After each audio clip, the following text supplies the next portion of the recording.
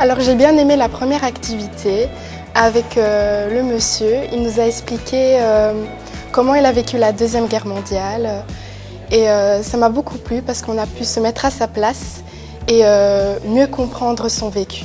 Alors il a raconté quand il était plus jeune, comment il a vécu avec l'armée allemande et les armées américaines, comment il a des petites anecdotes aussi marrantes et vers la fin un peu plus tristes. On a rencontré un prof d'histoire qui nous a parlé de la guerre froide, de la bataille des Ardennes et des deux chemins parallèles de la création de l'Union européenne. Et il nous a un peu appris comment enseigner. Pour une institutrice primaire, ce qui est intéressant, c'est de pouvoir écouter des témoignages plutôt que d'avoir par exemple de la théorie ou quoi à l'école.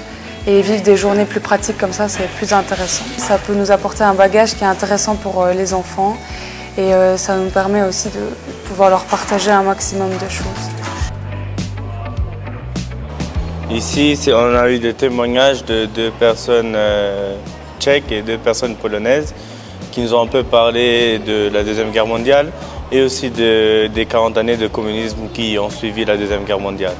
Ici, on a pu découvrir vraiment la guerre sous différents points de vue, notamment sous les deux représentants de la République tchèque. On a pu voir un peu comment eux avaient vécu la guerre, enfin l'histoire de leur pays. Et aussi après, il y avait aussi deux représentants polonais, donc c'était très intéressant aussi de voir comment le peuple polonais vit encore la chose aujourd'hui et les restes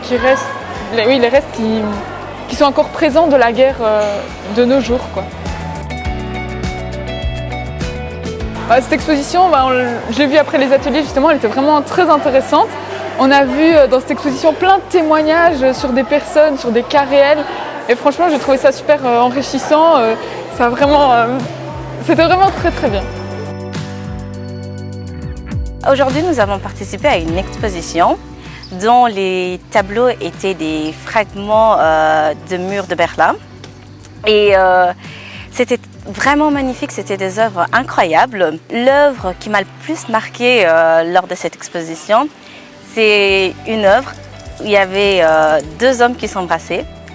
Et ça m'a tellement touchée, en sachant qu'à l'époque, l'homophobie, c'était pas du tout traité comme ça l'est actuellement. C'est incroyable de se dire qu'un artiste a eu le courage et la force de peindre et de représenter ça librement. Il faut se cultiver, grand comme petit.